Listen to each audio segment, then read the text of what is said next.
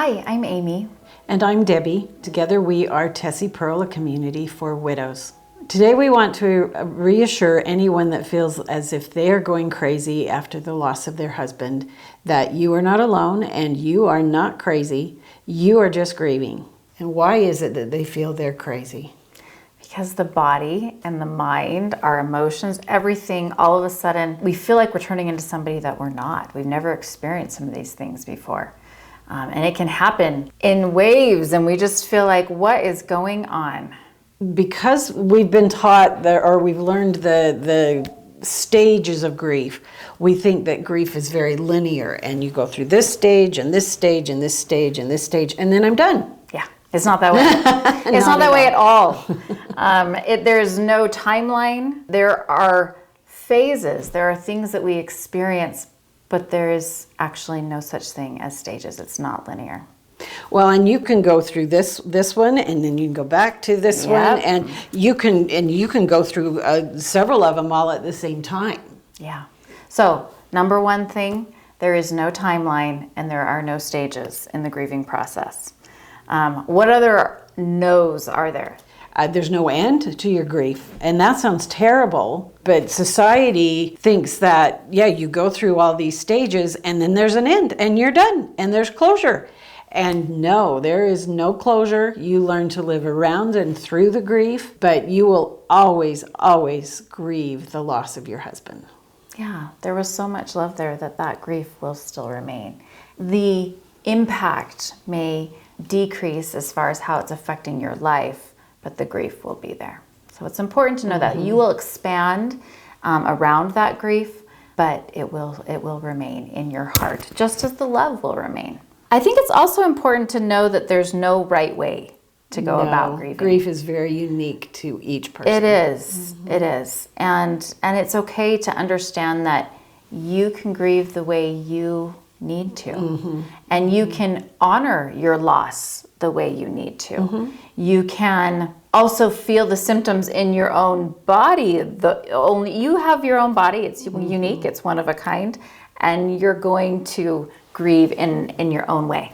And one thing that's very important, and another thing that society will try to take away from you, is memories. They won't ask you questions or talk about your deceased spouse because they don't want to make you sad. But you need to talk about your husband, and they need to find ways of creating memories. You know, it's interesting though. I want us to touch on more the emotional aspects to grief. What emotions can you feel when you lose someone?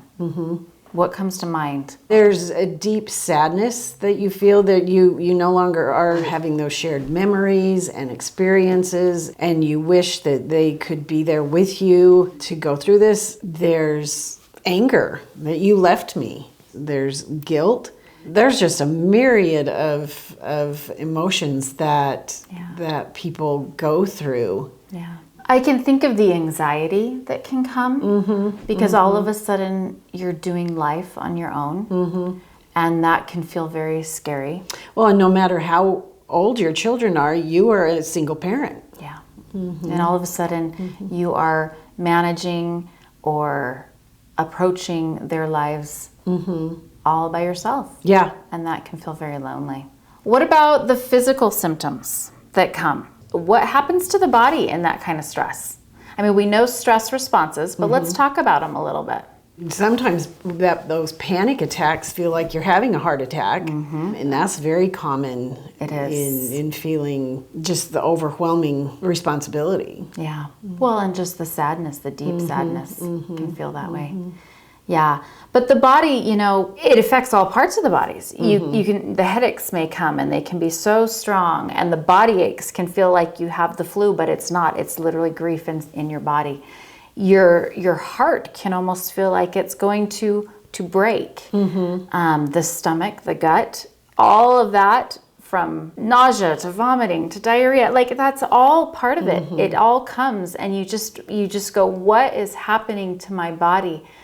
But it's the body taking on this loss that just feels so engulfing. I remember after my dad passed, I was the executor of his estate, and he was he was young. He was only 63.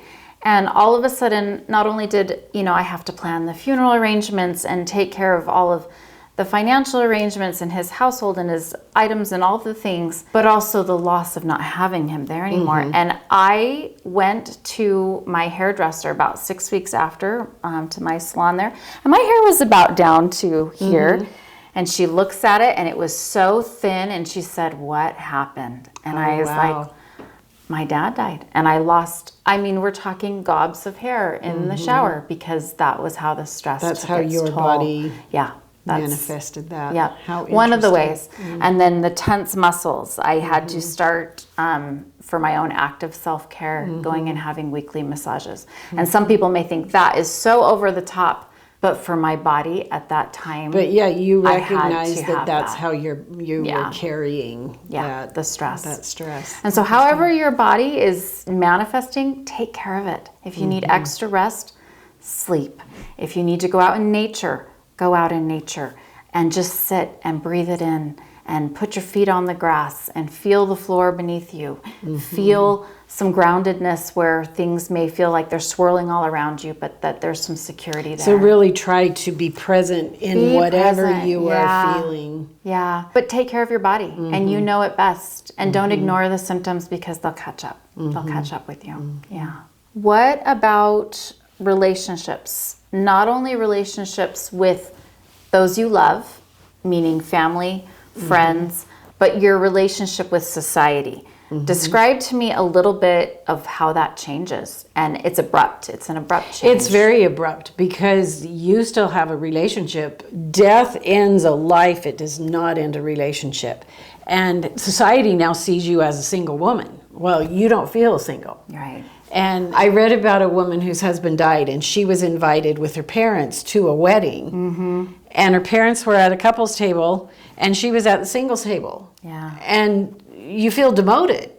And your friends don't invite you to go to couples dinners anymore. And so it is very awkward, because you don't know where you fit in those relationships anymore. And that's one of the reasons we are starting Tessie Pearl, is we want to bring women together who are going through these similar things, and you can share and have a camaraderie and an understanding, because you don't have to explain yourself. Right. You understand. You show up as you are. As you are. And you're accepted as you are. Exactly. And you're loved in a way where they get you. Yeah, you get each other.